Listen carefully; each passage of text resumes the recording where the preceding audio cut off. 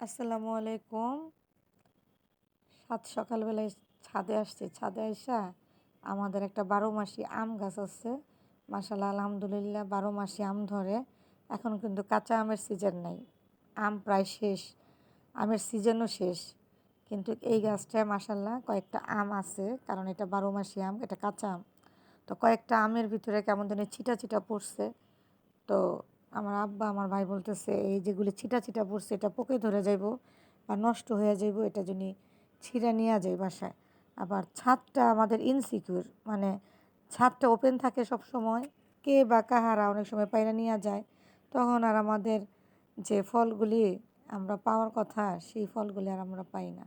আর যেহেতু চোখে দেখি না কে নেয়, কারোর তো দোষারোপ করা যায় না, তাই না? তো আমি একটু ভিডিও নিলাম, অনেক দিন পর ছাদে উঠছি, প্রায় 2 মাস পর। দিনের বেলা আমি ছাদে উঠিও না, রাতে তো উঠোমই না, দিনের বেলা উঠি না। আর সময় পাই না, তো অনেক সময় কাজে ব্যস্ত থাকি, আর এখন আমার মেয়ের এক্সাম। তো যাই হোক, এখান দিয়ে কি সুন্দর দেখেন গাছের টাল করছে আমার চাচা, এগুলি মিষ্টি কুমড়া গাছ, ফুল আসতেছে, পুঁই শাক গাছ, আলু শাক গাছ, অনেক রকমের শাকসবজি করে ছাদে। আমরা মাঝে মধ্যে নেই পাতার ভর্তা খাওয়ার জন্য। আমি মিষ্টি কুমড়া পাতার ভর্তাটা খুব পছন্দ করি। মিষ্টি কুমড়া পাতার ভর্তাটা আমার খুব ভালো লাগে, গরম ভাতের সাথে সরিষার তেল দিয়ে একটা পাটাই বাইটা বানালে খুব মজা লাগে। তো একটু শ্যুট করলাম, আসলে আমার হাত উপরে যাইতেছে না, শ্যুট করতে পারতেছিলাম না। এই সাইড দিয়ে একটা মুরগির ঘর আছে, এই মুরগির ঘরটা একসময় আমার ছিল। আমি এই জাতের মুরগি পালছিলাম।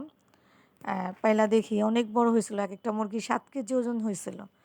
তখন বাড়ির মানুষজন আমার পিছে লাইগাছিল, বলছে মুরগির গন্ধ আসে, গন্ধ আসে। ওই যে দেখেন মেট্রো রেল যাইতেছে, আমার বাসার ছাদ থেকে মেট্রো রেল দেখা যায়। তো যাই হোক, ছোট্ট একটা ভিডিও ক্লিপস নিলাম, আপনাদের সাথে শেয়ার করলাম।